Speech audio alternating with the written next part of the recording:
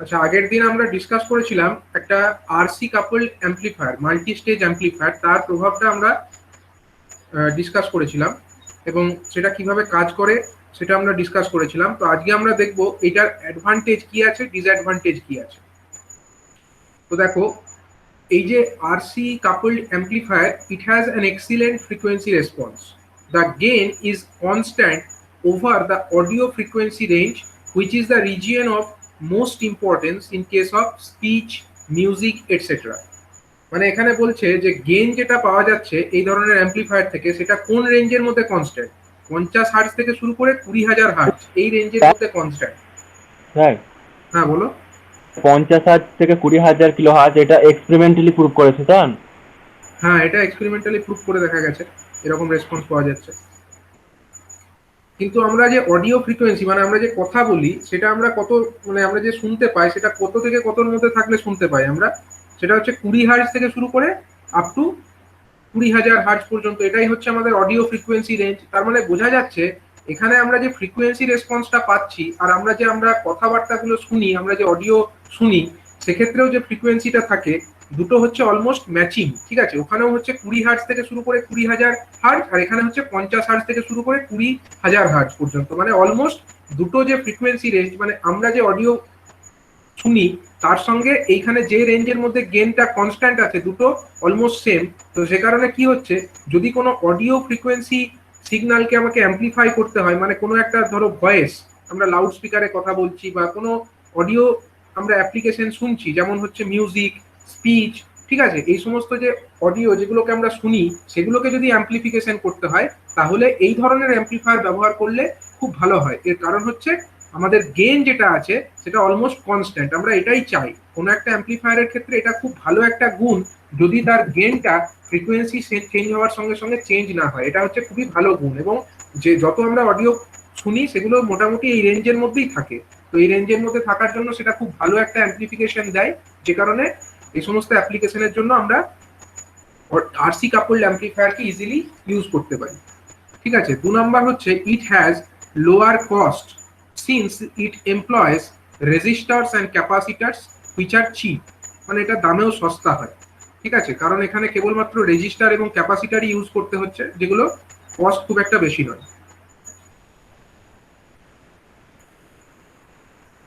Next হচ্ছে the circuit is very compact as modern resistor and capacitors are small and extremely light. মানে এগুলো যেহেতু খুব একটা সাইজও বড় নয়, মডার্ন যে ডিজাইন করা হয়েছে, মডার্ন ডিজাইনে ক্যাপাসিটার, রেজিস্টার এগুলো স্মল সাইজের মধ্যে পাওয়া যায়। স্মল সাইজের মধ্যে যেহেতু পাওয়া যায়, তার জন্য এগুলো কি করে, এগুলো সাইজে খুবই কম্প্যাক্ট হয়। ঠিক আছে, এটাও একটা মেজর অ্যাডভান্টেজ। নেক্সট হচ্ছে ডিসঅ্যাডভান্টেজ কি আছে। ডিসঅ্যাডভান্টেজ হচ্ছে the RC coupled amplifier have low voltage and power gain. It is because the low resistance presented by the input of each stage to the preceding stage decreases the effective load resistance and hence the gain. এটা কি বলছে দেখো, RC কাপল অ্যাম্পলিফায়ারের এগুলো তো ভালো advantage হয়ে গেল, কিন্তু ডিসঅ্যাডভান্টেজও কিছু আছে। মানে প্রথম ডিসঅ্যাডভান্টেজ যেটা বলছে, এর ক্ষেত্রে ভোল্টেজ এবং যে পাওয়ার গেইনটা পাওয়া যায়, মানে আমরা যে ইনপুট ভোল্টেজ দিচ্ছি বদলে আমরা যে আউটপুট ভোল্টেজ পাচ্ছি, ঠিক আছে, মানে আউটপুট বাই ইনপুট, এই রেশিওটাকে তো আমরা গেইন বলি। এবার এই যে গেইনটা এই ধরনের অ্যাম্পলিফায়ারের ক্ষেত্রে কিন্তু কম হচ্ছে। গেইনটা কম হওয়ার কারণ হলো যে এখানে আমরা যদি দেখি একটা স্টেজ তার সঙ্গে আরেকটা স্টেজকে কাপল করা আছে। এবার এই যে স্টেজটা, এটা হচ্ছে নেক্সট স্টেজ, আর এটা হচ্ছে তার আগের স্টেজ, এটা হচ্ছে তার আগের স্টেজ। এবার ব্যাপার যেটা হচ্ছে, এই যে নেক্সট স্টেজ যেটা আছে, নেক্সট স্টেজের যে যতই ইম্পিডেন্স আছে, সেটা কি হচ্ছে, পূর্ববর্তী স্টেজের সঙ্গে অ্যাপিয়ার করছে, এবং এটা কিন্তু পূর্ববর্তী স্টেজের যে এফেক্টিভ যে লোড রেজিস্ট্যান্স, সেটাকে কিন্তু ডাউন করে দিচ্ছে। ঠিক আছে, এবং এই যেহেতু এটা লোড রেজিস্ট্যান্সকে ডাউন করে দিচ্ছে, তার জন্য এর গেইনটা কিন্তু কমে যাচ্ছে। কারণ আলটিমেটলি আমরা জানি যে ভোল্টেজ গেইন যেটা হচ্ছে, সেক্ষেত্রে আমরা আউটপুট ভোল্টেজকে তো এরকমও লিখতে পারি, আউটপুট ভোল্টেজকে আমরা লিখতে পারি যে আউটপুট ভোল্টেজ যদি আমরা ভি আউট বা ভি ও বলে চিহ্নিত করি, তাহলে ভি ও সমান আমরা কি লিখতে পারি, আইসি গণিত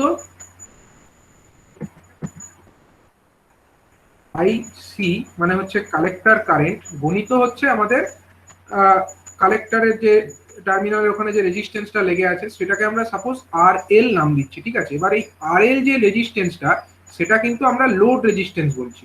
এবার এই যে আর এল ব্যাপারটা এটা কিন্তু কি হচ্ছে না, পরের স্টেজ যেটা আছে এই স্টেজের যে রেজিস্ট্যান্স সেটাও এই স্টেজের সঙ্গে অ্যাপিয়ার করছে এবং এফেক্টিভলি এই যে স্টেজ তার কিন্তু ওভারঅল যে রেজিস্ট্যান্স সেটাকে ডাউন করে দিচ্ছে, ওভারঅল লোড রেজিস্ট্যান্সটাকে ডাউন করে দিচ্ছে, যে কারণে আর এলটা কমে যাচ্ছে। এবং আর এল যদি কমে যায়, এফেক্টিভ লোড রেজিস্ট্যান্স যদি কমে যায়, তাহলে কি হবে, এফেক্টিভ লোড রেজিস্ট্যান্স কমে যাওয়া মানে আর এলটা কমে গেল, তার মানে আলটিমেটলি আমাদের ভি আউট যেটা আছে সেটাও কিন্তু ডাউন হয়ে যাবে। মানে আর এল যদি কমে যায় তাহলে ভি আউটও কমে যাবে। এবং ভি আউট কমে যাওয়া মানে কি, আমাদের যে গেন আছে, অর্থাৎ আমাদের গেনের ফর্মুলা কি ছিল, A V is equal to কি ছিল, V out by V in. এই যে রেশিওটা, এই রেশিওটার ভ্যালুও কি হবে, কমে যাবে। ঠিক আছে, এটা একটা ডিসঅ্যাডভান্টেজ আছে যে এখানে আমাদের পরবর্তী যে স্টেজ সেগুলো পূর্ববর্তী স্টেজের যে লোড রেজিস্ট্যান্স, এফেক্টিভ লোড রেজিস্ট্যান্সকে ডাউন করে দেয়, যে কারণে ওভারঅল যে ভোল্টেজ গেন, এবং ভোল্টেজ গেনটাকে কম করে দিলেই তার সঙ্গে সঙ্গে পাওয়ার গেনটাও কিন্তু কম হয়ে যাবে। কারণ পাওয়ার গেন মানে আমরা কি জানি, এপি। এপি মানে কি, output power by input power. ঠিক আছে, output power by input power মানে পিও, আমরা বলতে পারি PO by P in, output power by input power. অথবা আমরা এরকমও বলতে পারি এটাকে, আমরা এরকমও বলতে পারি যে এটা হচ্ছে ভি, সরি, এটাকে আমরা এরকমও বলতে পারি এ ভি গুণিত এ আই, মানে হচ্ছে voltage gain into current gain. এবার যেহেতু আমরা দেখতেই পাচ্ছি এখানে ভোল্টেজ গেনটা কমে যাচ্ছে, স্বাভাবিকভাবে এখানে কি হবে, পাওয়ার গেন যেটা হবে, পাওয়ার গেনটাও কিন্তু এই ধরনের অ্যাম্পলিফায়ারের ক্ষেত্রে কমে যাবে। এটা একটা ডিসঅ্যাডভান্টেজ। দ্বিতীয় ডিসঅ্যাডভান্টেজ হচ্ছে they have the tendency to become noisy with age, particularly in moist climates. ঠিক আছে, যত ময়েশ্চার বেশি থাকবে তত কি হবে, ক্যাপাসিটার যেগুলো আছে, ক্যাপাসিটার গুলো নতুন অবস্থায় যত ভালো পারফরমেন্স দেয়, যত এর বয়স বাড়ে তত কি হয়, ময়েশ্চার ঢুকতে থাকে এবং ময়েশ্চার ঢুকে ক্যাপাসিটারের যে ডাইইলেকট্রিক ফিল্ড সেগুলোকে মানে ডিটোরিয়েট করে দেয়, এবং এটার কারণে এফেক্টিভলি কি হয়, এটার যে পারফরমেন্স কিন্তু খারাপ হতে থাকে। মানে যত সময় বাড়ে এবং ময়েস্ট কন্ডিশনে থাকলে বিশেষ করে আরো তাড়াতাড়ি এর এজিং হয়ে যায় এবং এটার পারফরমেন্স খারাপ হতে থাকে। ঠিক আছে, আর নেক্সট হচ্ছে কি না, the impedance matching is poor. It is because the output impedance of the RC coupled amplifier is several hundred ohms, whereas the input impedance of the speaker is only a few ohms, and hence a little power will be transferred to the speaker. ঠিক আছে, এই কথাটার মানেটা বোঝার চেষ্টা করো। Impedance matching, impedance matching মানে হচ্ছে যে আমাদের যে অ্যাপ্লিকেশনের জন্য আমরা অ্যাম্পলিফায়ারটাকে ইউজ করছি, সাপোজ আমরা কোনো লাউড স্পিকারে অ্যাম্পলিফায়ারটাকে ইউজ করব।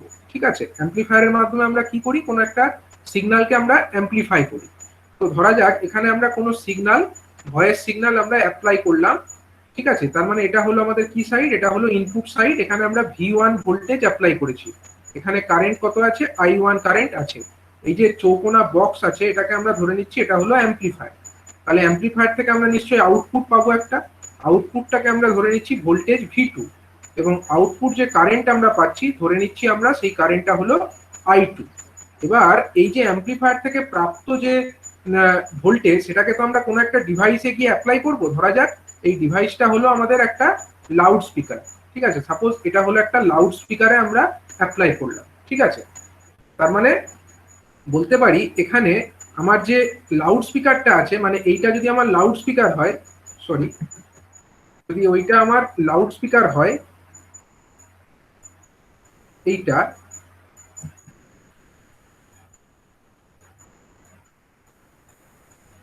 এইটা হচ্ছে সাপোজ লাউড স্পিকারটা বক্সের মধ্যে আমি দেখালাম। ঠিক আছে, তাহলে এইটা হলো কি, এটা হলো অ্যাকচুয়ালি আমার এখানে লোড। ঠিক আছে, এটা হলো আমার লোড। তাহলে লোডের একটা রেজিস্ট্যান্স থাকবে, ধরে নিলাম লোডের রেজিস্ট্যান্স হলো আর এল। ঠিক আছে, এটাই হলো আমার লোড রেজিস্ট্যান্স। এবার একটা থিওরেম আছে, থেভেনিনস থিওরেম, এবং সেই থিওরেম থেকে আমরা ইকুইভ্যালেন্ট সার্কিট ড্র করতে পারি। এবং আমরা জানি যে একটা ম্যাক্সিমাম পাওয়ার ট্রান্সফার থিওরেম, যেটা তোমরা সার্কিট থিওরিতে পড়বে, ম্যাক্সিমাম পাওয়ার ট্রান্সফার থিওরেম অনুযায়ী কোনো একটা লোড রেজিস্ট্যান্স যদি থাকে তাতে ম্যাক্সিমাম পাওয়ার ট্রান্সফার তখনই হবে যখন যে সার্কিট থেকে আমরা সেই লোডটাকে ফিড করছি সেই সার্কিটের যে রেজিস্ট্যান্স সেইটা লোড রেজিস্ট্যান্সের সঙ্গে ইকুয়াল হবে।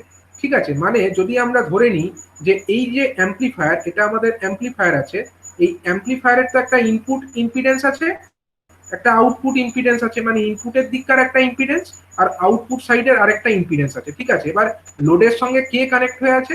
লোডের সঙ্গে অবশ্যই আমার আউটপুটের দিকটাই কানেক্ট হয়ে আছে। তো এই ক্ষেত্রে যদি আমরা আউটপুট ইম্পিডেন্স ধরে নিই আর আউট, সাপোজ আমরা আউটপুট ইম্পিডেন্স বা রেজিস্ট্যান্স সেটাকে আমরা ধরে নিলাম আর আউট। ঠিক আছে, তো ম্যাক্সিমাম পাওয়ার ট্রান্সফার তখনই হবে যখন এই আর আউটের ভ্যালুটা এই লোড রেজিস্ট্যান্স অর্থাৎ আর এল এর সঙ্গে ইকুয়াল হবে, তখনই ম্যাক্সিমাম পাওয়ার ট্রান্সফার সম্ভব। এটা আমাদের ম্যাক্সিমাম পাওয়ার ট্রান্সফার থিওরেম বলে সার্কিট থিওরিতে একটা থিওরেম আছে। কিন্তু প্রবলেম হচ্ছে যে যখন আমরা আরসি কাপলড অ্যাম্পলিফায়ার ব্যবহার করছি তখন আরসি কাপলড অ্যাম্পলিফায়ারের ক্ষেত্রে যে আমরা অ্যাম্পলিফায়ার ব্যবহার করছি তার যে আউটপুট ইম্পিডেন্সটা হচ্ছে, আউটপুট ইম্পিডেন্স সাপোজ কয়েকশো ওহমস হচ্ছে, সাপোজ ধরো 300 কি 400 ওহম এরকম একটা রেঞ্জে আমাদের আউটপুট ইম্পিডেন্সটা আসছে। আউটপুট ইম্পিডেন্সটা কার? না অ্যাম্পলিফায়ারের। অ্যাম্পলিফায়ারের যে আউটপুট ইম্পিডেন্স সেটা হচ্ছে সাপোজ 300-400 ওহম এরকম রেঞ্জের আসছে। কিন্তু আমরা যে লাউড স্পিকার ব্যবহার করছি বা যে কোনো অডিও ডিভাইস যেটাকে আমরা ড্রাইভ করতে চাইছি সেটার যে রেজিস্ট্যান্স সেটা হয়তো আ ফিউ ওহমস, মানে হয়তো ধরো 10 ওহমের মধ্যে আছে, উইদিন 10 ওহমস। ঠিক আছে, তাহলে ম্যাচিং কি হলো? এটা আমাদের আর আউট হয়ে গেল। আর আউটটার ভ্যালু কিরকম হলো? না, আর আউটের ভ্যালু হয়ে গেল অলমোস্ট এরকম রেঞ্জের। আর আর এল যেটা আছে, আর এল এর ভ্যালুটা কিরকম হলো? না, আর এল এর ভ্যালু হয়ে গেল সাপোজ 10 ওহম। তাহলে কি ম্যাচিং হলো? এটা 300 থেকে 400 আর এটা মাত্র 10। ম্যাচিং তো হচ্ছে না। যত ম্যাচিং খারাপ হবে তত কি হবে? তত কম পাওয়ার আমার আউটপুট যে ডিভাইস আছে তাতে ট্রান্সফার হবে। যত কম পাওয়ার ট্রান্সফার হবে তত খারাপ। ঠিক আছে, আমরা তো চাইছি যে ম্যাক্সিমাম পাওয়ারটা যাতে যে আউটপুটকে আমরা চালাতে চাইছি বা যে ডিভাইসকে আমরা চালাতে চাইছি সেই ডিভাইসে ম্যাক্সিমাম পাওয়ার পৌঁছাক, কিন্তু সেটা হচ্ছে না। কোথায় হচ্ছে না? না, আরসি কাপলড অ্যাম্পলিফায়ারের ক্ষেত্রে ব্যাপারটা হচ্ছে না। ঠিক আছে, তার মানে আমরা বলতে পারি এই যে আরসি কাপলড অ্যাম্পলিফায়ার তার ক্ষেত্রে কিন্তু প্রপার ইম্পিডেন্স ম্যাচিং হচ্ছে না। ইম্পিডেন্স ম্যাচিং কখন হতো? ম্যাচিং তখনই হতো যদি আমার এই যে লোড রেজিস্ট্যান্স যেটা আছে সেইটা এই অ্যাম্পলিফায়ারের যে আউটপুট রেজিস্ট্যান্স তার সঙ্গে ইকুয়াল হতো। কিন্তু এখানে ব্যাপারটা হচ্ছে না, সেই কারণে প্রপার ইম্পিডেন্স ম্যাচিং হচ্ছে না, এবং এইটা হচ্ছে একটা মেজর ডিসঅ্যাডভান্টেজ। ঠিক আছে, এবারে আমরা চলে আসবো যে আমরা এই ধরনের যে আরসি কাপলড অ্যাম্পলিফায়ার সেগুলোকে আমরা কোথায় ব্যবহার করি। দেখো, আরসি কাপলড যে অ্যাম্পলিফায়ার সেটার বিশেষ বৈশিষ্ট্য হচ্ছে that it has excellent audio fidelity. It has excellent audio fidelity over a range of frequency। ঠিক আছে, মানে একটা অনেক বড় ফ্রিকোয়েন্সি রেঞ্জের মধ্যে কিন্তু এর যে গেইন আছে এটা কনস্ট্যান্ট থাকে, এটা আমরা দেখেছি। এটা তো একটা ভালো বৈশিষ্ট্য যেটা অ্যাডভান্টেজের মধ্যে আমরা দেখেছিলাম। ঠিক আছে, therefore they are widely used as voltage amplifier, for example in initial stages of the public address system। মানে পাবলিক অ্যাড্রেস সিস্টেম অর্থাৎ যেখানে কোনো লাউড স্পিকারে কথা বলা হচ্ছে বা মাইকের সাহায্যে কথা বলা হচ্ছে সেখানে মাল্টি স্টেজ অ্যাম্পলিফায়ার অবশ্যই ইউজ করা হয়। মাল্টি স্টেজ অ্যাম্পলিফায়ারে অনেক স্টেজ থাকে, তার যে শুরুর দিককার যে স্টেজ সেই সমস্ত স্টেজে এই আরসি কাপলড অ্যাম্পলিফায়ার ব্যবহার করা হয়, কারণ আরসি কাপলড অ্যাম্পলিফায়ারের এক্সিলেন্ট একটা অডিও ফিডেলিটি আছে, মানে একটা অডিও ফ্রিকোয়েন্সি যে রেঞ্জ সেই রেঞ্জের ওপরে এক্সিলেন্ট এটা ফ্রিকোয়েন্সি রেসপন্স প্রোভাইড করে, মানে ফ্রিকোয়েন্সি যত বাড়ে গেইনটা অলমোস্ট কনস্ট্যান্ট থাকে। ঠিক আছে, if other type of coupling, আরেক ধরনের কাপলিং আমরা এরপরে পড়বো যেমন ট্রান্সফর্মার কাপলিং, সেটা যদি এখানে ব্যবহার করা হতো তাহলে কি হতো না ফ্রিকোয়েন্সিটা ডিস্টর্টেড হয়ে যেত। Frequency distortion which may be amplified in the next stages. মানে একটা স্টেজে আমরা প্রথম স্টেজেই যদি আমরা অন্য কোনো টাইপের রেসপন্স ব্যবহার করে নিতাম, অন্য কোনো টাইপের অ্যাম্পলিফায়ার ব্যবহার করে নিতাম, সেক্ষেত্রে কি হতো এই যে অডিও ফ্রিকোয়েন্সি রেঞ্জের উপরে যে আমরা কনস্ট্যান্ট একটা গেইন পাচ্ছি না এইটা কিন্তু পাওয়া যেত না। এবং এইটা পাওয়া না গেলে কি হতো, এর যে রেসপন্স সেটা অন্তত ডিস্টর্টেড হয়ে যেত, মানে এইরকম টাইপের হয়তো একটা ডিস্টর্টেড রেসপন্স হয়ে যেত।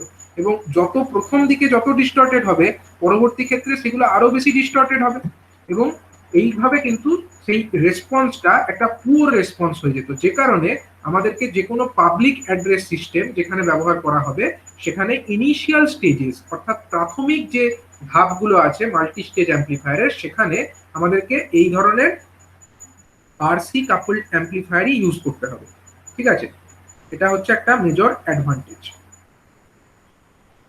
তো এবারে আমরা চলে আসব আমাদের যে নেক্সট টাইপ অফ অ্যাম্পলিফায়ার, যেটাকে আমরা পড়ছি কি নাম, এটা হচ্ছে ট্রান্সফরমার কাপলড অ্যাম্পলিফায়ার। ঠিক আছে, মানে আগেরটার ক্ষেত্রে আমরা ক্যাপাসিটার ব্যবহার করেছিলাম একটা স্টেজের সঙ্গে আরেকটাকে কাপল করার জন্য, এবং এখানে একটা লোডের ওখানে একটা রেজিস্টার ছিল, মানে কালেক্টর টার্মিনালে একটা রেজিস্টার ছিল যার রেজিস্ট্যান্স ছিল আরসি, সেটা ছিল যে কারণে আরসি কাপলড অ্যাম্পলিফায়ার নাম দেওয়া হয়েছিল।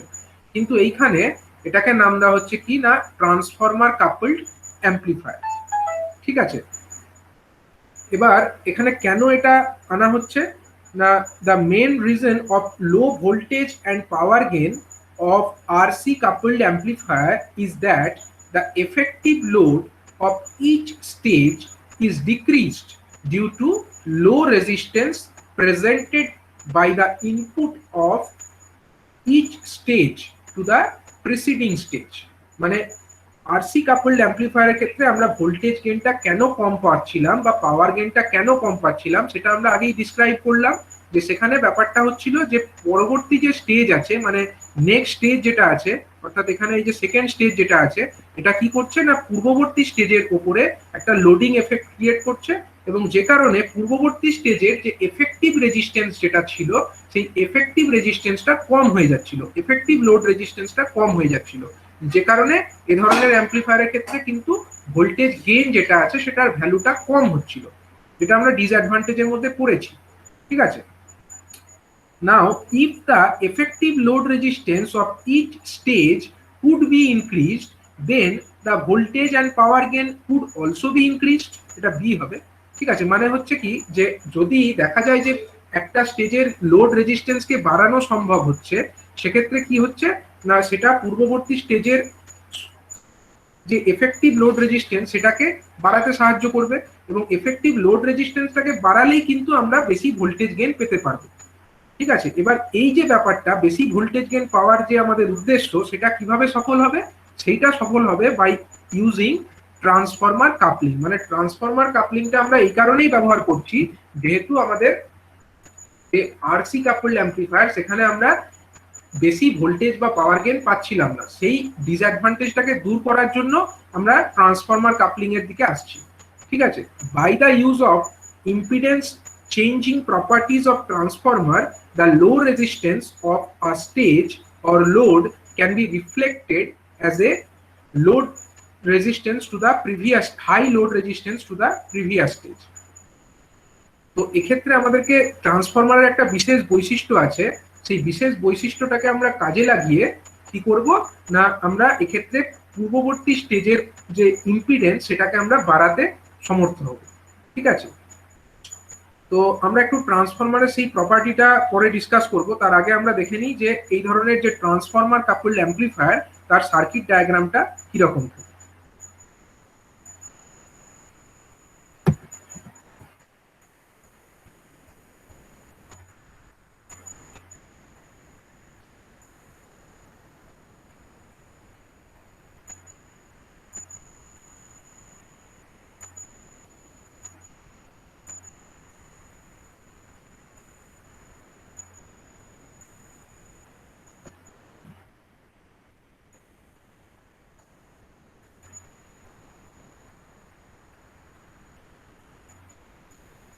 দেখো, আর এটা হচ্ছে কি আমাদের ট্রান্সফরমার কাপলড একটা অ্যাম্পলিফায়ার। তো এই ধরনের অ্যাম্পলিফায়ারের ক্ষেত্রে আমরা দুটো স্টেজ দেখতে পাচ্ছি। প্রথম স্টেজ কোনটা, প্রথম স্টেজ হচ্ছে এইটা, প্রথম স্টেজ হলো এইটা, যেরকম আমাদের নর্মাল যেটা আমরা একটা স্মল সিগন্যাল অ্যাম্পলিফায়ার দেখেছিলাম, সেখানে আমাদের এরকম একটা স্টেজ ছিল। পার্থক্য বলতে কি, পার্থক্য বলতে এখানে আমাদের একটা লোড রেজিস্টারের বা এখানে আমাদের একটা আরসি রেজিস্টার থাকতো। ঠিক আছে, কিন্তু এখানে আরসি রেজিস্টারটাকে আর ইউজ করা হয়নি, পরিবর্তে এখানে কি করা হয়েছে এখানে একটা ট্রান্সফরমার ব্যবহার করা হয়েছে। ট্রান্সফরমারের বিশেষ বৈশিষ্ট্য আমরা কি জানি? ট্রান্সফরমার এরকম থাকে, ট্রান্সফরমারের একটা ওয়াইন্ডিং, এটা হলো সাপোজ একটা প্রাইমারি ওয়াইন্ডিং, এবং ট্রান্সফরমারের অন্যদিকে একটা কি ওয়াইন্ডিং আছে, এটা হচ্ছে সাপোজ ট্রান্সফরমারের হলো সেকেন্ডারি ওয়াইন্ডিং। ঠিক আছে, ট্রান্সফরমারের ক্ষেত্রে আর এইটাকে দিয়ে কি বোঝানো হয়, যে দুটো দাগ আছে, এটা হচ্ছে ট্রান্সফরমারের কোরকে বোঝাচ্ছে। ঠিক আছে, মানে এইখানে যদি আমরা কোনো ভোল্টেজ দিই, এই যে ইনপুট সাইড, ট্রান্সফরমারের এদিকটা কি সাইড হচ্ছে, এদিকটা, এদিকটা হচ্ছে আমাদের ইনপুট সাইড, এটা হচ্ছে ইনপুট সাইড, আর এদিকটা হচ্ছে আমাদের আউটপুট সাইড। মানে এদিকটাকে আমরা প্রাইমারি সাইড বলতে পারি, এদিকটাকে আমরা সেকেন্ডারি সাইড বলতে পারি, যে কারণে এটাকে পি দিয়ে ডিনোট করেছে, আর এদিকটাকে এস দিয়ে ডিনোট করেছে। এস মানে কি? S stands for secondary and P stands for primary. তো এখানে আমরা বেস টার্মিনাল যেটা আছে সেখানে একটা সিগন্যাল অ্যাপ্লাই করলাম, এসি সিগন্যাল, যে সিগন্যালটাকে আমরা কি চাইছি না অ্যাম্পলিফাই করতে চাইছি। তো যখন আমরা এই সিগন্যালটাকে ইউজ করেছি তখন তখন কি হচ্ছে, এই সিগন্যাল যখন আমরা ইউজ করলাম তখন এখানে আমাদের একটা অ্যাম্পলিফাইড সিগন্যাল আসবে এই জায়গাতে। এবার এই যে অ্যাম্পলিফাইড সিগন্যালটা এখানে এলো, সেই সিগন্যালটাকে আমরা কি করছি, সেই সিগন্যালটাকে আমরা ট্রান্সফরমারের মাধ্যমে ভোল্টেজ লেভেলটাকে চেঞ্জ করিয়ে দিচ্ছি, এবং সেই যে চেঞ্জ হয়ে যাওয়া ভোল্টেজ লেভেল, সেই ভোল্টেজটাকে আমরা কোথায় ফিট করছি না পরবর্তী স্টেজে আমরা ফিট করে দিচ্ছি। পরবর্তী স্টেজ মানে কি? হ্যাঁ বলো স্যার, এটা স্টেপ ডাউন ট্রান্সফরমার না স্টেপ আপ? দেখো, স্টেপ ডাউন, এটা হচ্ছে স্টেপ ডাউন ট্রান্সফরমার আমরা ইউজ করছি, এর কারণ আছে। স্টেপ ডাউন ট্রান্সফরমার ইউজ করলে আমাদের সুবিধা কি আছে সেটা আমরা পরে ডিসক্রাইব করব। ঠিক আছে, তো এখানে আমরা যে সিগন্যালটা এখানে পাঠিয়ে দিলাম পরবর্তী স্টেজে, সেই সিগন্যালটা কি হলো, ফার্দার এই স্টেজে আবার অ্যাম্পলিফাইড হবে এবং এখানে একটা আউটপুট আমাদের জেনারেট করবে। ঠিক আছে, এবার এখানে যে সুবিধাটা হচ্ছে, মানে এখানে অপারেশনটা দেখো, when an AC signal is applied to the base of the first transistor, it appears in amplified form in the primary of the coupling transformer. যখন আমরা কোনো সিগন্যালকে এখানে দেব, সেই সিগন্যালটা অ্যাম্পলিফাইড হয়ে এখানে প্রাইমারিতে আসবে। ঠিক আছে, প্রাইমারিতে অ্যাপ্লাই করবে, and the voltage developed across the transformer primary is transferred to the input of the next stage by the transformer secondary. মানে ট্রান্সফরমারের যে সেকেন্ডারি, তার মাধ্যমে এটা পরবর্তী স্টেজ যে আছে, পরবর্তী স্টেজে যে ট্রানজিস্টরটা আছে, সেই ট্রানজিস্টরের বেসে আমরা সেটাকে পাঠিয়ে দিতে পারছি। ঠিক আছে, the second stage renders amplification in the exactly similar manner. মানে পরবর্তী স্টেজের বেসে আমরা ইনপুট দিয়েছি, বেসে আমরা বায়াসিংও দিয়েছি, তাহলে কি বাকি থাকে? কিছুই বাকি নেই, এটাও একটা অ্যাম্পলিফায়ারের মতো বিহেভ করবে, এবং এর যে অ্যাম্পলিফাইড সিগন্যাল সেটা কোথায় অ্যাপিয়ার করবে, সেটা হচ্ছে এই যে ট্রানজিস্টর ট্রান্সফরমারটা আছে সেই ট্রান্সফরমারের প্রাইমারিতে অ্যাপিয়ার করবে, এবং তারপরে আমরা এই ট্রান্সফরমারের যে সেকেন্ডারি, সেখানে আমরা যে কোনো লোড যাকে আমরা কানেক্ট করতে চাই তাকে আমরা কানেক্ট করতে পারি বা ইউজ করতে পারি। ঠিক আছে, তো এইভাবে একটা ট্রান্সফরমার কাপলড অ্যাম্পলিফায়ার ব্যবহার করে বা একটা ট্রান্সফরমার কাপলড অ্যাম্পলিফায়ার বিহেভ করে।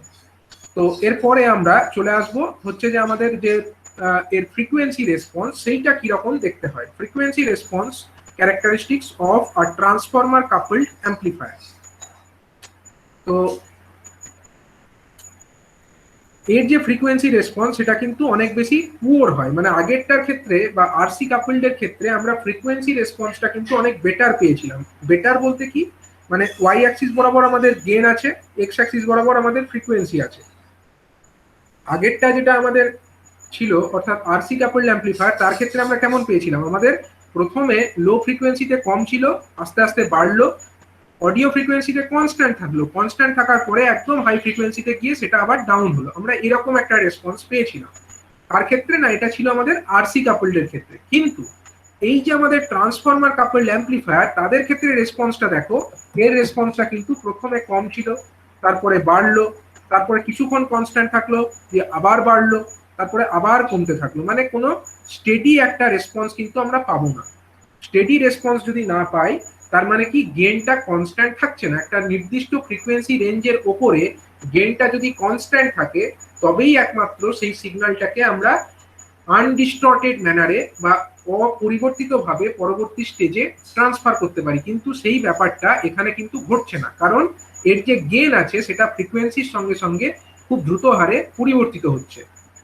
এবার এই যে রকম ফ্রিকোয়েন্সি রেসপন্স এখানে আমরা দেখতে পাচ্ছি, এর কারণটা কি? দেখো এর যে ফ্রিকোয়েন্সি রেসপন্স এটা হচ্ছে পুয়ার ফ্রিকোয়েন্সি রেসপন্স। পুয়ার কেন বললাম সেটা আমি এক্সপ্লেন করেছি, ঠিক আছে। তো দেখো at low frequency the reactance of the primary begins to fall, মানে ট্রান্সফরমারের যে প্রাইমারি ওয়াইন্ডিং, ট্রান্সফরমারের তো ওয়াইন্ডিং থাকে, ট্রান্সফরমারের ওয়াইন্ডিং এর হচ্ছে মেনলি হচ্ছে কি থাকে তার মধ্যে, ট্রান্সফরমার ওয়াইন্ডিংটা আমাদের এরকম দেখতে লাগে। এটা হলো ট্রান্সফরমারের ওয়াইন্ডিং, ধরো এটা ট্রান্সফরমারের প্রাইমারি ওয়াইন্ডিং, আর এদিকটা হলো ট্রান্সফরমারের সেকেন্ডারি ওয়াইন্ডিং, ঠিক আছে। আমরা এরকম ভাবে একটা ট্রান্সফরমারকে এক্সপ্লেন করছি। তো ট্রান্সফরমারের যে ওয়াইন্ডিং তার মধ্যে কিন্তু প্রচুর ইন্ডাকটেন্স থাকে, ঠিক আছে, ইন্ডাকটেন্স থাকে এবং রেজিস্ট্যান্সও কিছু থাকে। মেনলি হচ্ছে এটা ইন্ডাকটিভ ইন নেচার, মানে এই যে ওয়াইন্ডিং গুলো এগুলোর মধ্যে কিন্তু প্রচুর ইন্ডাকটেন্স থাকে। যত ইন্ডাকটেন্স থাকবে তত তার মধ্যে কি হবে, তার রিয়াক্টেন্স থাকবে। ইন্ডাকটিভ রিয়াক্টেন্স যদি আমরা সেটাকে এক্সএল নাম দিই, এক্সএল এর ফর্মুলা কি, যদি ইন্ডাক্টর একটা থাকে, ইন্ডাক্টরের ইন্ডাকটেন্স যদি এল হয় তাহলে তার রিয়াক্টেন্স কত হবে, এক্সএল কত হবে, ওমেগা ইন্টু এল। যেমন ওখানে হয় 1/ωc, এখানে হয় ওমেগা ইন্টু এল। আর ওমেগা সমান আমরা কত জানি, ওমেগা সমান আমরা জানি হচ্ছে 2π ইন্টু এফ ইন্টু এল, ঠিক আছে। এটা হচ্ছে একটা ইন্ডাক্টরের যে ইন্ডাকটিভ রিয়াক্টেন্স তার ফর্মুলা। তো যখন এটা ফ্রিকোয়েন্সি লো আছে, ফ্রিকোয়েন্সি লো থাকার মানে কি, যখন এফ হচ্ছে লো, এফ যখন কম আছে তখন আমার এক্সএলও কম থাকবে, থাকবে তো এক্সএল এর ভ্যালুও তখন কম হবে। মানে ট্রান্সফরমার যেটা আছে এখানে, মানে এই যে আমার ট্রান্সফরমার যেটা আছে সেই ট্রান্সফরমারের যে রিয়াক্টেন্সটা, সেই রিয়াক্টেন্সটা ইন্ডাকটিভ রিয়াক্টেন্সটা কম থাকবে। এবং যদি ইন্ডাকটিভ রিয়াক্টেন্স কম থাকে তাহলে কি হবে, এখানে গেইনটা কম হবে।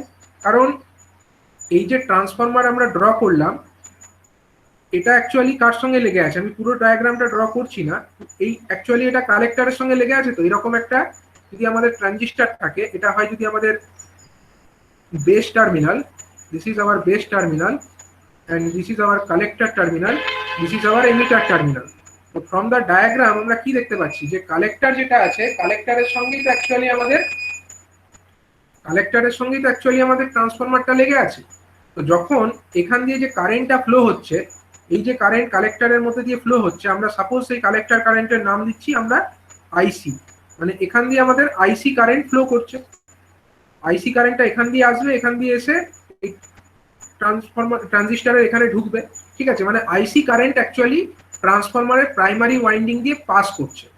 তো যখন আমার রিয়াক্টেন্সটা কম আছে, তো এখানে যে ভোল্টেজটা হবে, এইখানে যে ভোল্টেজটা ডেভেলপড হবে, আমরা যদি ভোল্টেজটার নাম দিই সাপোজ V1, তাহলে V1 সমান আমরা কত বলতে পারি বলো, V1 সমান আমরা বলতে পারি হচ্ছে V1 সমান আইসি মানে কারেন্ট গণিত কি, গণিত হচ্ছে ইন্ডাকটিভ রিয়াক্টেন্স, যেটাকে আমরা এক্সএল বলবো, ঠিক আছে। এটাই তো আমার অ্যাকচুয়ালি ভোল্টেজ এখানটায়।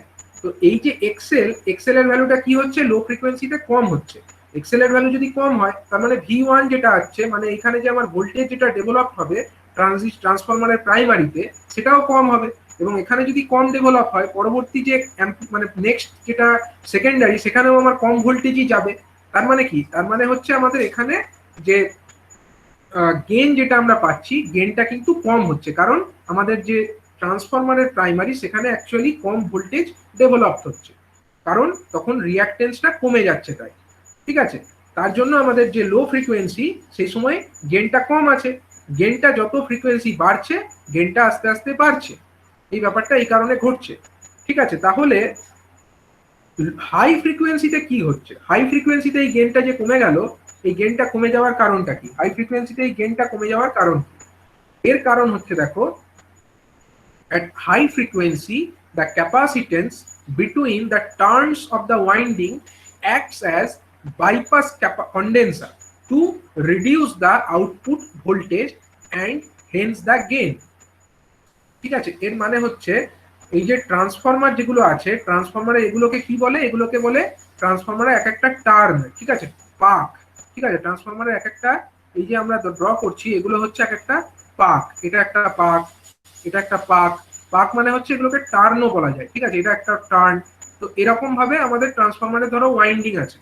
তো ব্যাপার হচ্ছে এই যে টার্ন, দুটো টার্নের মধ্যে, মানে এই একটা টার্ন আর এই একটা টার্ন, এই দুটো টার্নের মধ্যে একটা ক্যাপাসিটেন্সও ডেভেলপ করে। এটা প্র্যাকটিক্যাল আমরা সার্কিট মানে অ্যাকচুয়ালি ফিজিক্যালি কিছু নেই, কিন্তু একটা ক্যাপাসিটেন্স কিন্তু এই দুটো টার্নের মধ্যে ডেভেলপ করে। ধরো এইরকম একটা ক্যাপাসিটেন্স দুটো টার্নের মধ্যে থাকলো, বা আমরা এইদিকে ড্র করি, বেটার হচ্ছে আমরা সাপোজ এখানে দেখাই, এটা হচ্ছে দুটো টার্নের মধ্যে একটা ক্যাপাসিটেন্স ডেভেলপ করেছে। আবার হচ্ছে এই যে দুটো টার্ন, এই দুটো টার্নের মধ্যে একটা ক্যাপাসিটেন্স এরকম ডেভেলপ করবে, এই দুটো টার্ন তাদের মধ্যে একটা ক্যাপাসিটেন্স এরকম ডেভেলপ করবে। ঠিক আছে, মানে এইরকম ভাবে যে ক্যাপাসিটেন্স গুলো আছে, যেগুলো ফিজিক্যালি কিছু নেই কিন্তু প্র্যাকটিক্যালি এরকম একটা ক্যাপাসিটেন্স অ্যাপিয়ার করবে। ঠিক আছে, কিন্তু এইটাকে আমরা ম্যাথামেটিক্যালি এভাবে এক্সপ্লেন করতে পারি যে এরকম যে ক্যাপাসিটেন্স ডেভেলপ করছে, সেই ক্যাপাসিটেন্স গুলো যত ফ্রিকোয়েন্সি বেশি হবে, ক্যাপাসিটেন্স গুলোর তো একটা রিঅ্যাক্টেন্স আছে, ক্যাপাসিটিভ রিঅ্যাক্টেন্সের ভ্যালু কত, এক্সি। এক্সি সমান কত, 1/2 পাই এফসি। এটা হলো ক্যাপাসিটিভ রিঅ্যাক্টেন্সের ফর্মুলা। তো ট্রান্সফরমারের যে টার্নস গুলো আছে, সেই টার্নস গুলোর মধ্যে এরকম কিছু ক্যাপাসিটিভ রিঅ্যাক্টেন্স থাকে বা ক্যাপাসিটেন্স ডেভেলপ করে, যে ক্যাপাসিটেন্সের যে capacitive reactance XC, that is 1/2 pi FC, যার ভ্যালু, সেইটা কি হবে যখন ফ্রিকোয়েন্সিটা খুব এক্সেসিভলি হাই হয়ে যাবে, তখন কি হবে, এক্সিটা খুব ডাউন হয়ে যাবে, এবং এক্সিটা এত ডাউন হয়ে যাবে যে এরা অলমোস্ট একটা শর্ট সার্কিটের মতো বিহেভ করবে। শর্ট সার্কিটের মতো বিহেভ করার অর্থটা কি, অর্থ হচ্ছে আমি আবার যদি এই টার্নটাকে এরকম ড্র করি এখানে, তো দেখো এরকম হয়ে যাবে ব্যাপারটা। এরকম টার্ন আছে,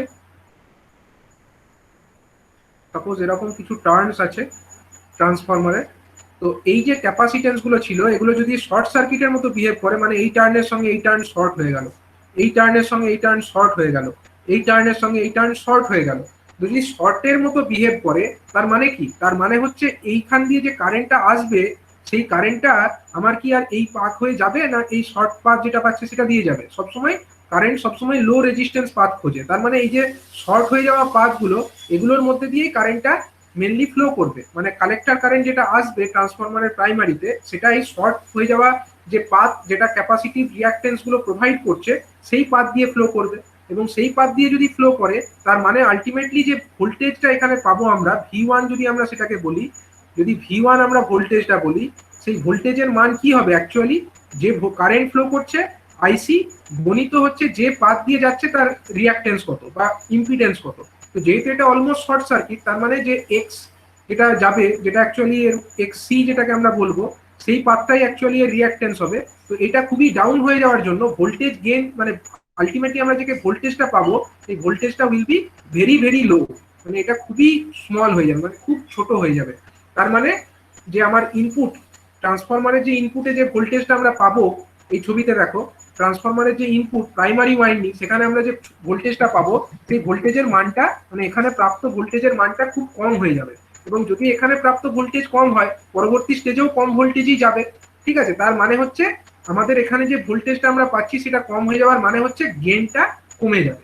তার জন্য কি হচ্ছে দেখো, এই হাই ফ্রিকোয়েন্সিতে গেইনটা কিন্তু খুব দ্রুত হারে কমে যাচ্ছে। এটাই হচ্ছে হাই ফ্রিকোয়েন্সিতে গেইনটা কমে যাওয়ার একটা অন্যতম কারণ। তাহলে এখান থেকে আমরা বুঝতে পারলাম যে লো ফ্রিকোয়েন্সিতে গেইনটা কেন বাড়লো, আস্তে আস্তে লো ফ্রিকোয়েন্সি থেকে হাই ফ্রিকোয়েন্সির দিকে যেতে যেতে কেন বাড়লো, এবং এক্সট্রিমলি হাই ফ্রিকোয়েন্সিতে কি এফেক্ট ঘটলো যে কারণে আমাদের এই গেইনটা একদম কমে গেল। ঠিক আছে, তো এইটা আমরা এর যে ফ্রিকোয়েন্সি রেসপন্স সেখান থেকে বুঝতে পারলাম। তো একটা ব্যাপার হচ্ছে, এই যে ফ্রিকোয়েন্সি রেসপন্স, এটা কিন্তু একটা স্টেবল ফ্রিকোয়েন্সি রেসপন্স নয়, কারণ এখানে কোনো রেঞ্জ অফ ফ্রিকোয়েন্সি এরকম নেই যেখানে আমাদের গেইনটা অলমোস্ট কনস্ট্যান্ট থাকছে। এই যে রেঞ্জটা এখানে ছবিতে দেখিয়েছে এটা বড়, কিন্তু প্র্যাকটিক্যালি এটা একটা ভেরি স্মল রেঞ্জ। ঠিক আছে, কিন্তু অন্যদিকে যদি আমরা আরসি কাপলডের ছবিটা দেখি, আরসি কাপলডের ক্ষেত্রে কিন্তু অনেক বড় একটা ফ্রিকোয়েন্সি রেঞ্জের উপরে গেইনটা কনস্ট্যান্ট থাকছিল। তো যে কারণে আমরা কিন্তু যদি কোনো একটা আরসি কাপলডের পরিবর্তে যদি আমরা ট্রান্সফরমার কাপলড আমরা অ্যাম্পলিফায়ার ইউজ করি, এবং সেখানে যদি আমরা কোনো এরকম সিগন্যাল দিই, যেমন হচ্ছে মিউজিক বা স্পিচ, এই জাতীয় সিগন্যাল। স্যার স্যার ওইখানে ক্যাপাসিটর হবে না, কন্ডেন্সার লেখা আছে। ক্যাপাসিটর কন্ডেন্সার বেসিক্যালি সিমিলার, ঠিক আছে, সেম সেন্সে ইউজ করা হয়েছে। ঠিক আছে, তো এখানে দেখো এটা হচ্ছে কি complete signal such as music, speech etcetera, এগুলোকে যদি আমরা একটা ট্রান্সফরমার কাপলড অ্যাম্পলিফায়ারের মধ্যে প্রোভাইড করি, তাহলে কি হবে, এগুলো তো আমরা শুনতে চাই, মিউজিক শুনতে চাই আমরা, স্পিচ সেটাকে অ্যাম্পলিফাই করে আমরা শুনতে চাই, সেগুলো যদি ডিস্টর্টেড হয়ে যায়, মানে আমরা যেরকম ইনপুটটা দেব আমরা কিন্তু সেরকম আউটপুট পাবো না, মানে ডিস্টর্টেড হয়ে যাওয়া মানে আমরা অন্যরকম ভাবে সেটাকে শুনবো। তো প্র্যাকটিক্যালি সেটা আমরা নিশ্চয়ই চাইবো না, যে আমরা কোনো একটা মিউজিক শুনবো, শুনতে চাই একরকম, আমরা পাবো আরেক রকম সিগন্যাল, সেটা আমরা নিশ্চয়ই চাইবো না। তো যে কারণে কি হয় না, আমরা এই ধরনের যে অডিও ফ্রিকোয়েন্সি অ্যাপ্লিকেশন সেগুলোর জন্য কিন্তু আমরা কোনটাকে ইউজ করব, আমরা প্রাথমিক স্টেজে কিন্তু সবসময় আরসি কাপলড অ্যাম্পলিফায়ার ইউজ করব, কারণ আরসি কাপলডের ক্ষেত্রে গেনটা কনস্ট্যান্ট আছে অডিও ফ্রিকোয়েন্সি রেঞ্জের মধ্যে। যদিও এটা কি হচ্ছে না, এখানে সুবিধাটা কি হচ্ছে, যে কারণে আমরা আরসি এই ট্রান্সফর্মার কাপল ব্যবহার করি, এর সুবিধাটা হলো এটাই যে এখানে আমরা অনেক বেশি ভোল্টেজ গেন এবং পাওয়ার গেনটা পেয়ে থাকি, ঠিক আছে, এবং তার সঙ্গে সঙ্গে এখানে ইম্পিডেন্স ম্যাচিং ব্যাপারটা অনেক ভালো হয়, অনেক বেটার ওয়েতে আমরা ইম্পিডেন্সটাকে ম্যাচ করাতে পারি। যদিও আরেকটা ব্যাপার হচ্ছে যে এই আরসি কাপলিং এর পরিবর্তে but A transformer that অ্যাচিভস a frequency response comparable to that of the RC coupling may cost 20 times as much as inexpensive RC coupled amplifier। মানে যদি আমরা চাই যে আরসি কাপলড অ্যাম্পলিফায়ারে আমরা যেরকম গেন পাচ্ছিলাম বা যেরকম ফ্রিকোয়েন্সি রেসপন্স পাচ্ছিলাম, অর্থাৎ একটা পার্টিকুলার রেঞ্জের উপরে, এই যে রেঞ্জ এখানে তো কনস্ট্যান্ট আছে, এটা আরসি কাপল না হলো মানে এটা ট্রান্সফর্মার কাপলড হলেও এখানে এইটুকু রেঞ্জের মধ্যে কিন্তু কনস্ট্যান্ট আছে, কিন্তু এইটুকু রেঞ্জটাকে যদি আমাদেরকে প্র্যাকটিক্যালি ইউজ করতে হয় সেটার জন্য অনেক বেশি ডিজাইন কনসিডারেশনস অনেক ভালো করতে হবে এবং অনেক প্রিসাইজ ম্যানারে, অনেক নিখুঁতভাবে আমরা সেটাকে ব্যবহার করতে হবে, ঠিক আছে। তো সেটা করতে গেলে, সেই অত স্পেসিফিক বা প্রিসাইজ ডিজাইন করতে গেলে আমাদেরকে কি করতে হবে, অনেক বেশি কস্ট ইনভলভ হয়ে যাবে তাতে, মানে তাতে হয়তো আমরা আরসি কাপলডের ক্ষেত্রে যেরকম রেসপন্স পাচ্ছিলাম অলমোস্ট আমরা সিমিলার ফ্রিকোয়েন্সি রেসপন্সই পেয়ে যাব, কিন্তু সেক্ষেত্রে তার দাম যেটা হবে সেটা আরসি কাপলড অ্যাম্পলিফায়ারের যা দাম হতো তার থেকে প্রায় 20 গুণ হয়ে যাবে। তো প্র্যাকটিক্যালি সেই কারণে কিন্তু এটা অনেক বেশি এক্সপেন্সিভ হওয়ার জন্য সেই মতো ব্যবহার করা সম্ভব হবে না, ঠিক আছে। তো এবারে আমরা দেখে নেব যে আমরা ট্রান্সফর্মার কাপলড অ্যাম্পলিফায়ার তার ক্ষেত্রে আমরা অ্যাডভান্টেজ কি কি পাচ্ছি। অ্যাডভান্টেজ হচ্ছে no signal power is lost in the collector or the base register.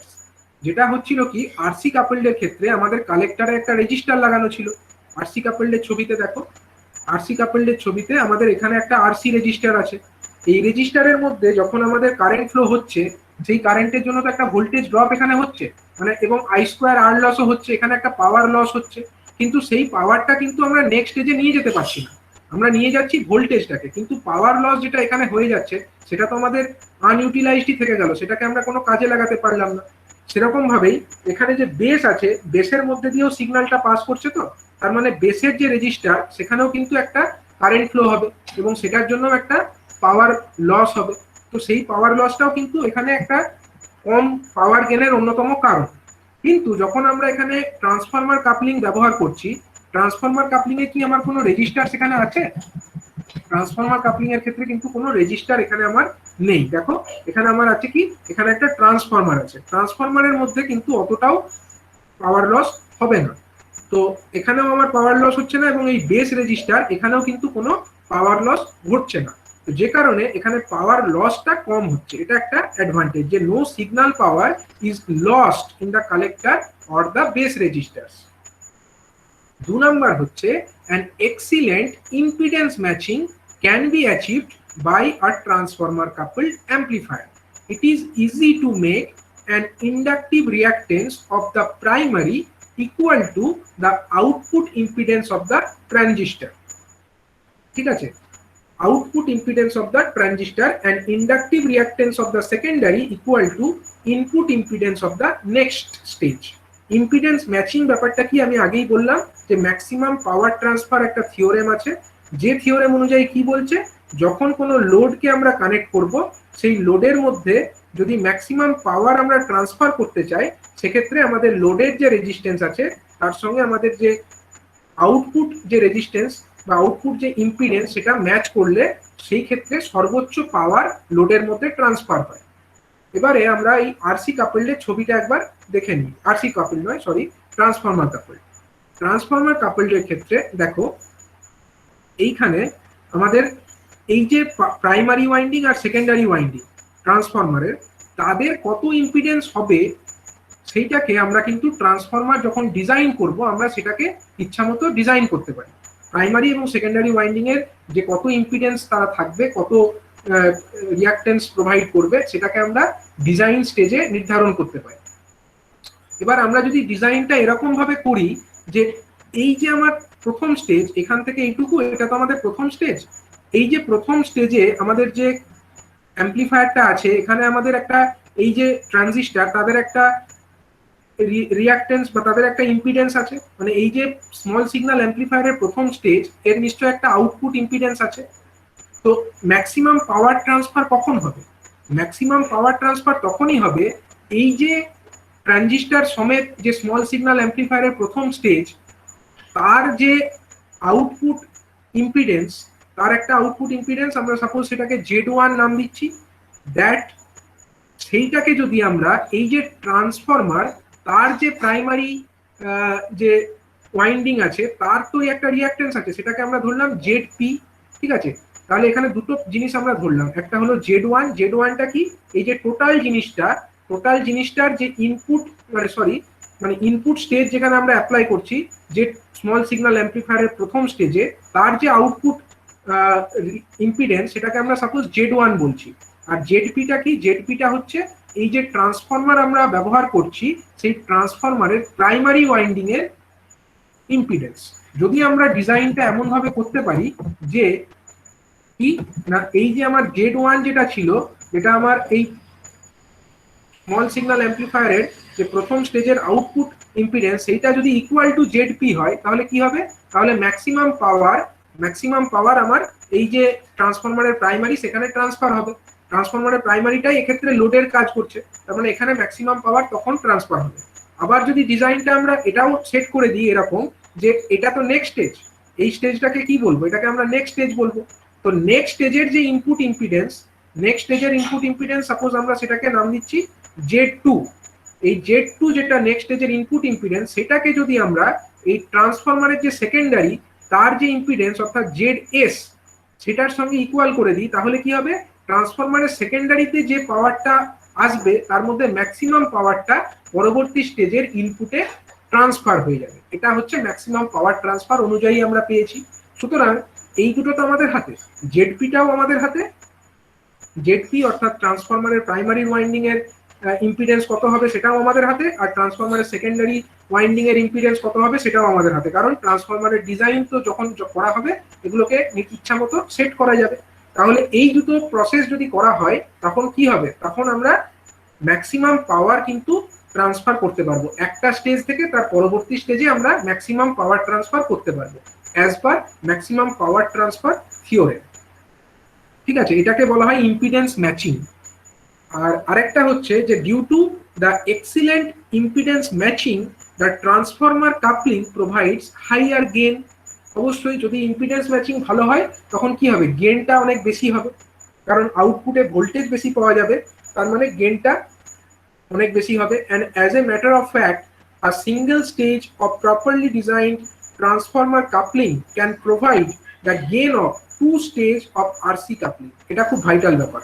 যদি ঠিকমতো করে একটা ট্রান্সফরমার কাপলিংকে ডিজাইন করা হয়, তাহলে একটা স্টেজেই আমরা যতটা মানে গেইন পাবো। একটা স্টেজ মানে কি?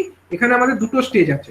এখানে যদি আমরা দুটো স্টেজ দেখি, মানে দুটো স্টেজের পরিবর্তে যদি আমরা শুধুমাত্র একটা স্টেজই ধরতাম, মানে এখান থেকে এইটুকুই যদি আমরা নিতাম, তাহলেও আমরা যতটা ভোল্টেজ গেইন পাবো ঠিকমতো ডিজাইন করা থাকলে, সেইটা কি হবে না RC কাপলিং এর দুটো স্টেজে যত গেইন পেয়েছিলাম তার সঙ্গে ইকুয়াল হবে।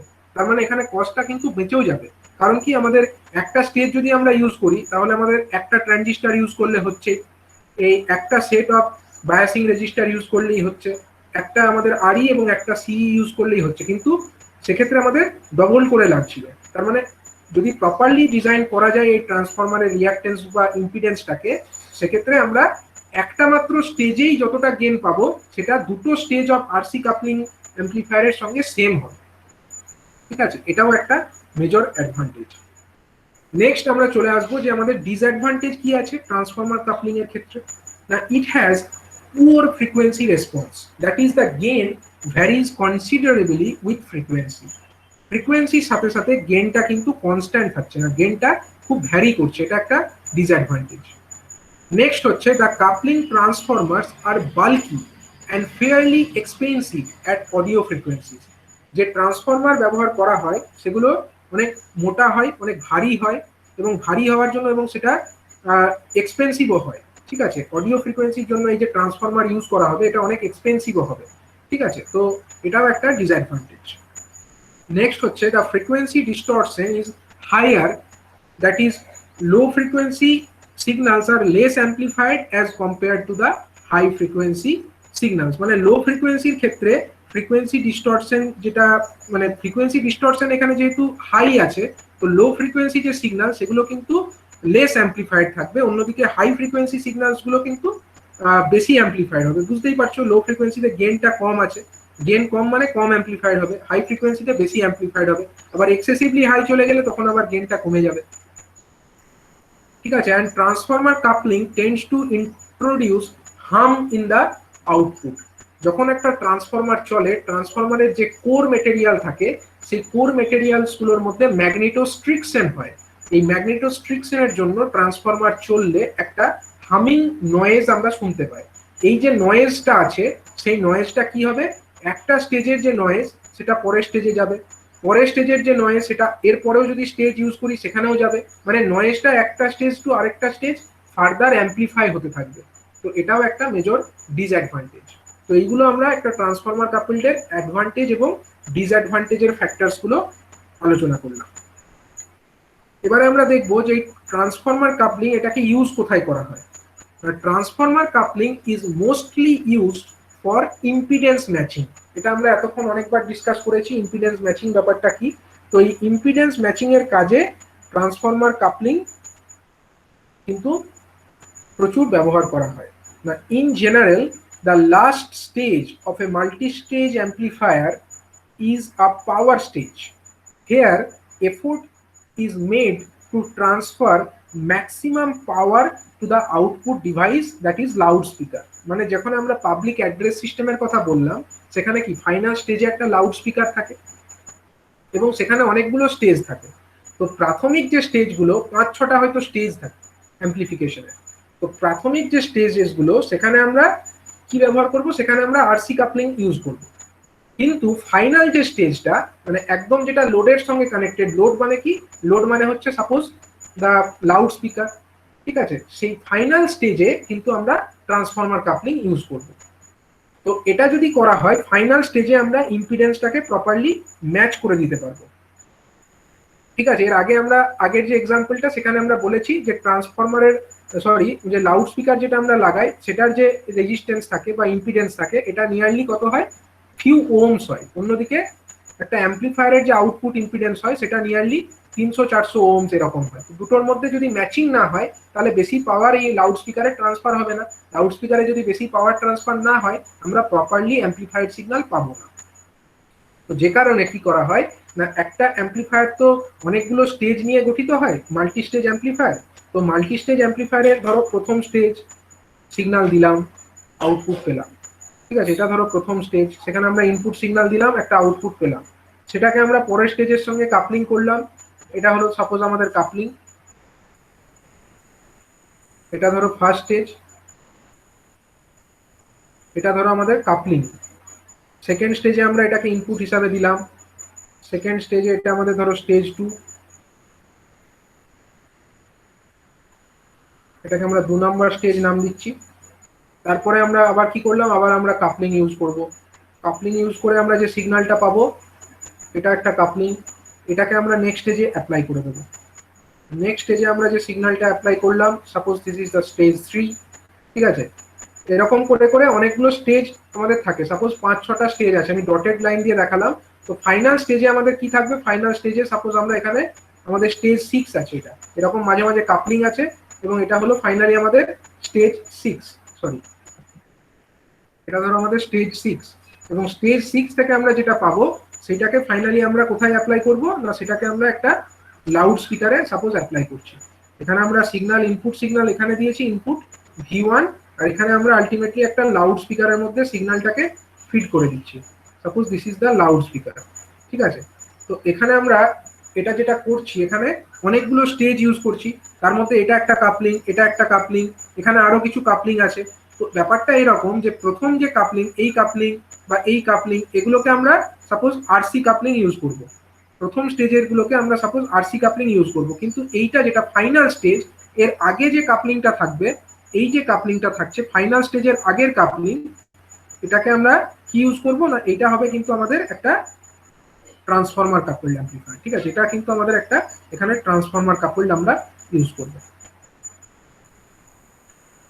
ঠিক আছে, মানে প্রাথমিক স্টেজগুলোতে বা প্রথম দিকের স্টেজগুলোতে আমরা আরসি কাপল ইউজ করব, ফাইনাল স্টেজে আমরা ট্রান্সফর্মার কাপলিং ইউজ করব। এবং এটা যদি আমরা করতে পারি তখন কি হবে, তখন হচ্ছে ম্যাক্সিমাম যেটা পাওয়ার, সেই ম্যাক্সিমাম পাওয়ারটাকে আমরা, সরি আমার এটা লোকেশনটা ভুল দেখানো হলো, আলটিমেটলি এটা তো আমার এই যে অ্যাম্পলিফায়ার, এইখানে কাপলিংটা থাকবে অ্যাকচুয়ালি ফাইনাল স্টেজের পরে যে কাপলিংটা, মানে যেটা অ্যাকচুয়ালি লোড আর ফাইনাল স্টেজের মধ্যে যে কাপলিংটা থাকবে, এই কাপলিংটা অ্যাকচুয়ালি আমাদের হবে ট্রান্সফর্মার কাপলিং। ফাইনাল স্টেজ থেকে যে প্রাপ্ত আউটপুট, সেটাকে যখন আমরা লোডে কানেক্ট করব, তাদের মাঝে যে কাপলিংটা হবে সেটা হবে ট্রান্সফর্মার কাপলিং। তাহলে তখন কি সুবিধাটা পাচ্ছি না, এই লোডের যে ইম্পিডেন্স আছে তার সঙ্গে আমরা এই ফাইনাল স্টেজের যে আউটপুট ইম্পিডেন্স সেটাকে ম্যাচ করানোর সুযোগটা পাচ্ছি, যে কারণে ফাইনাল স্টেজে আমরা লাউড স্পিকারের সঙ্গে যখন কানেক্ট করব কোনো একটা অ্যাম্পলিফায়ারকে, ফাইনাল স্টেজে আমরা আরসি কাপলিং ব্যবহার করব। স্যার, হ্যাঁ হ্যাঁ বলো। ম্যাচিং করার সময় ইম্পিডেন্সটা ওই ওই ট্রান্সফরমারের যে ওয়াইন্ডিং গুলো আছে সেগুলো চেঞ্জ করব। হ্যাঁ আমি বলছি, দেখো কিভাবে এবার ম্যাচিংটা হচ্ছে, এখানে এক্সপ্লেন করা হয়েছে একটু। দেখো এখানে এক্সপ্লেনটা দেখলেই তোমরা বুঝতে পারবে।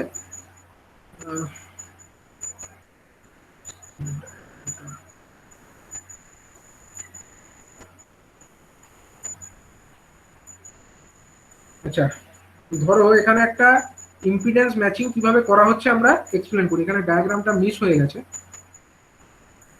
দেখো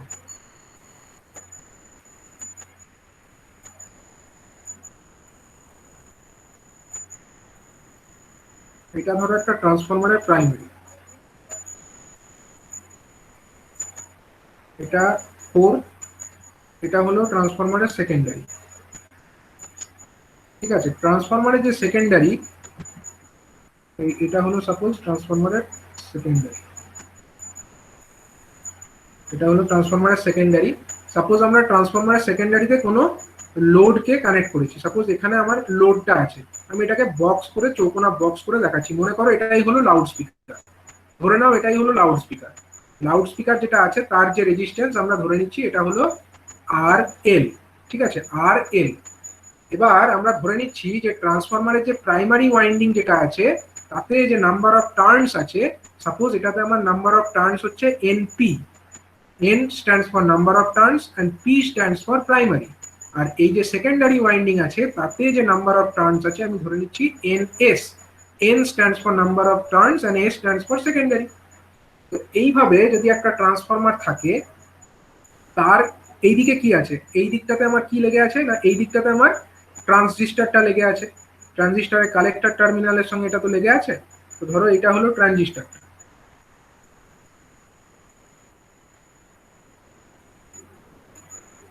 ধরো এটা হলো আমার ট্রানজিস্টরটা, এটা হলো আমাদের এমিটার, এটা হলো আমাদের কালেক্টর টার্মিনাল, এটা হলো আমাদের বেস টার্মিনাল, আর এটা হলো আমাদের এমিটার টার্মিনাল। নেক্সট দেখো এইবার ব্যাপারটা হচ্ছে যে যখন আমরা এই আমাদের যে এটা আছে, আমাদের যে ট্রানজিস্টরটা আছে, এটা তো অ্যাকচুয়ালি আমার অ্যাম্পলিফায়ার, প্রথম স্টেজের এটাই তো অ্যাম্পলিফায়ার। এর যে আউটপুট ইম্পিডেন্স আমরা সেটাকে কত ধরে নিচ্ছি না, এর আউটপুট ইম্পিডেন্স আমরা সাপোজ সেটাকে, বা আউটপুট রেজিস্ট্যান্স সেটাকে আমরা সাপোজ আর টি ধরে নিচ্ছি। সাপোজ এটাকে আমরা সাপোজ আর টি ধরলাম। আর টিটা কি, basically it is the output resistance of the transistor. ঠিক আছে, এটাই তো আমার ফার্স্ট স্টেজ অফ অ্যাম্পলিফিকেশনের জন্য ইউজ হচ্ছে। তো এটার যে আউটপুট রেজিস্ট্যান্স সেটাকে আমরা আর টি ধরলাম। এবার যদি আমাকে ম্যাক্সিমাম পাওয়ার ট্রান্সফার করতে হয়, তো তার উপায়টা কি, তার উপায় হচ্ছে আমাকে এই আরটি যেটা আছে তার সঙ্গে ইকুয়েট করতে হবে তাকে ট্রান্সফরমারের যে প্রাইমারিতে যতটা রেজিস্ট্যান্স অ্যাপিয়ার করবে। এবার এই ট্রান্সফরমারের প্রাইমারিতে কত রেজিস্ট্যান্স অ্যাপিয়ার করে, যখন তোমরা ট্রান্সফরমার ডিটেলে পড়বে তখন তোমরা দেখবে যে ট্রান্সফরমারের যদি সেকেন্ডারিতে, মানে এটা তো ট্রান্সফরমারের সেকেন্ডারিতে যদি কোনো লোড রেজিস্ট্যান্স আরএল থাকে, সেটাকে আমরা প্রাইমারির দিকে ট্রান্সফার করতে পারি, বা প্রাইমারির দিকে সেটাকে আমরা ইকুইভ্যালেন্ট রেজিস্ট্যান্স বার করতে পারি। তো when a resistance RL is connected to the secondary of the transformer winding, then the equivalent resistance on the primary side কত হবে, সেটাকে আমরা সাপোজ RL ড্যাশ নাম দিচ্ছি। RL ড্যাশটা কি, এই রেজিস্ট্যান্স যেটা সেকেন্ডারিতে আছে সেটাকে আমরা ট্রান্সফার টু প্রাইমারি করছি, তখন সেটার ফর্মুলা হচ্ছে RL dash is equal to RL divided by K square. ঠিক আছে, RL divided by K square, যেখানে কে ইজ ইকুয়াল টু কি, কে ইজ ইকুয়াল টু হচ্ছে N2 বাই N1, অথবা এক্ষেত্রে হচ্ছে সেটা NS by NP, NS by NP। ঠিক আছে, এটাই হলো আমাদের কে। তাহলে NS বাই NP যদি আমরা ওখানে সাবস্টিটিউট করি, RL ড্যাশ সমান কত লিখতে পারি, RL ড্যাশ সমান আমরা লিখতে পারি হচ্ছে RL divided by K square, মানে NS by NP whole square. তার মানে উপরে আমার কে চলে যাবে, উপরে আমার চলে যাবে NP, number of turns of the primary, it will go upwards and in the numerator and denominator কি থাকবে NS তার হোল স্কয়ার। এইভাবে আমরা এটাকে রিপ্রেজেন্ট করতে পারি। তাহলে এটা হয়ে গেল আমাদের RL ড্যাশ এর ফর্মুলা। RL ড্যাশ মানে কি, দ্য রেজিস্ট্যান্স অফ দ্য এই load resistance transfer to the primary সাপেক্ষে এই রেজিস্ট্যান্সের মান হচ্ছে RL ড্যাশ। এবার পাওয়ার ট্রান্সফার ম্যাক্সিমাম কখন হবে, যখন আমাদের এই যে ট্রানজিস্টরটার যে আউটপুট রেজিস্ট্যান্স অর্থাৎ আরটি যেটা আমরা জানি, সেই আরটিটা ইকুয়াল টু এই RL ড্যাশ হবে তখন। ঠিক আছে, এবার আমরা কি করতে পারছি, দেখো এই RL মানে কি, RL মানে হচ্ছে লাউড স্পিকার যেটা আমরা লাগিয়েছি তার রেজিস্ট্যান্স। আমি কত বলেছিলাম, এর ভ্যালু খুব লো হয়, RL এর ভ্যালু খুব লো হয়, সাপোজ 10 ওহমস আছে, RL এর ভ্যালু ধরো 10 ওহমস আছে। ঠিক আছে, এবার এই যে রেজিস্ট্যান্স যেটা আছে এটার ভ্যালু কিন্তু ধরো 400 আছে, আমরা আরটির ভ্যালু যেটা ধরে নিচ্ছি ধরো এটা হলো আমাদের 400 আছে। ঠিক আছে, এটা ধরো আমাদের 400 আছে, আর এই যে যেটা আমাদের RL সেটা ধরো আমাদের 10 ওহম আছে। তখন আমরা যদি ট্রান্সফরমার কাপলিং ইউজ করি, এবং এই NP মানে কি, প্রাইমারি ওয়াইন্ডিং এর নাম্বার অফ টার্নস, আর NS মানে কি, number of turns in the secondary. এবার যদি আমার প্রাইমারিতে যদি ধরো NP বাই NS এই রেশিওটা যদি আমরা এরকম করতে পারি, NP by NS is equal to suppose 2:1, মানে এখানে প্রাইমারিতে আমার দ্বিগুণ সংখ্যক টার্ন আছে সেকেন্ডারির তুলনায়, তাহলে কি হবে, সেটা যদি হয় এক্ষেত্রে আমার RL ড্যাশ সমান কত হয়ে যাচ্ছে, 100, সরি এটা 10 আছে, 10 গণিত 2/1 তার, সরি 2 ধরলে এখানটা 20 হতে হবে স্যার, 20 হবে না স্যার। আমরা আমি অ্যাকচুয়ালি এটাকে ডিনোট এটা করা যায়, বাট আমরা এটাকে ম্যাচিং করাতে চাইছি এক্সাক্ট নাম্বার দিয়ে। তো সাপোজ আমরা এখানে যদি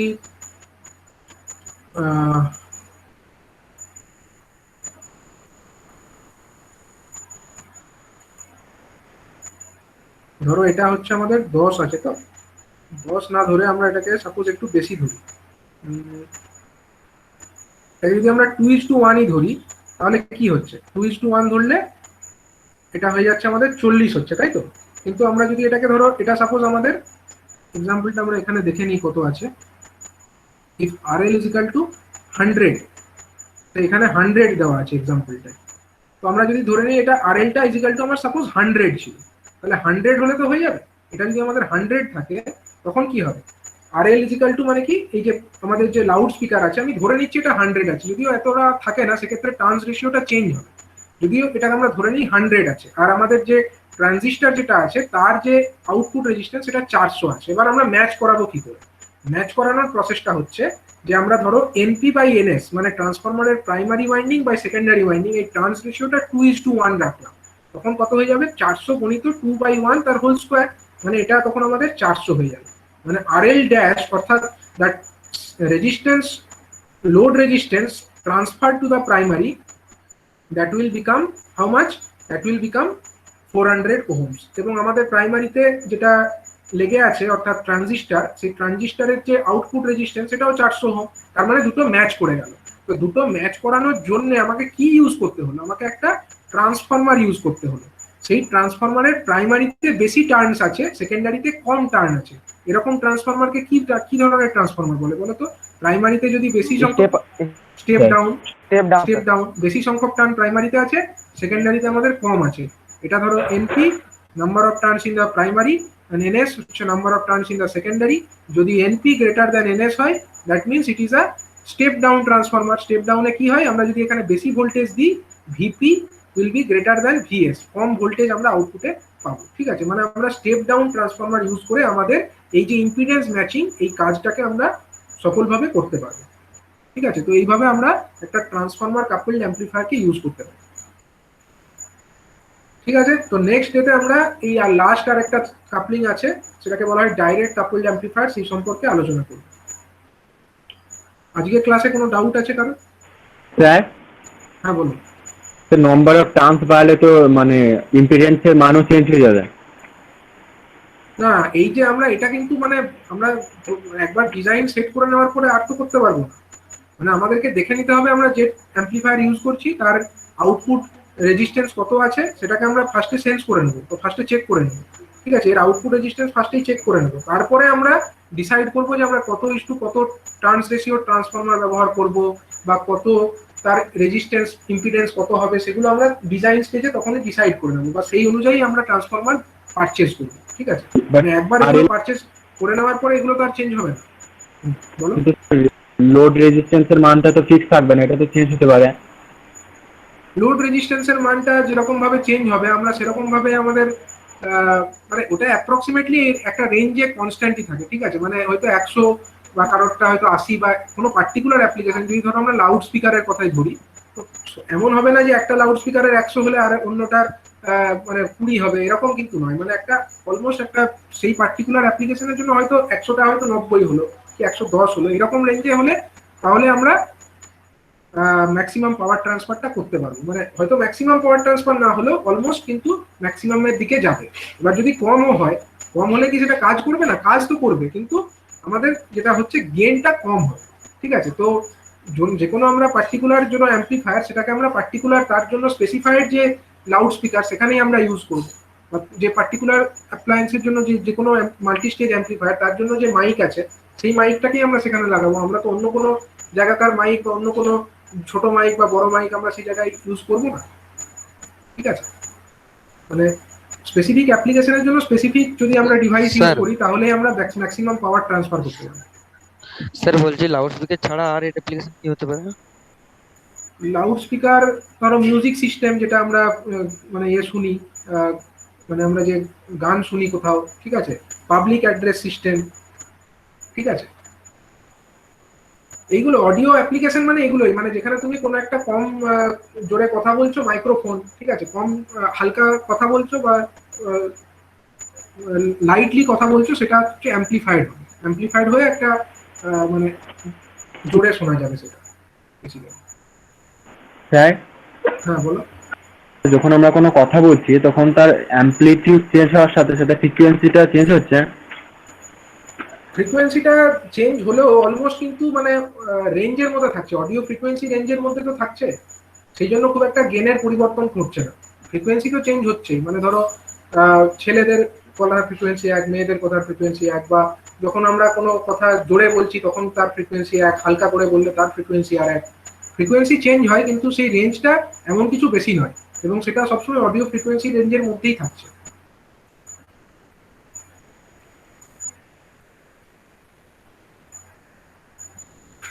ঠিক আছে।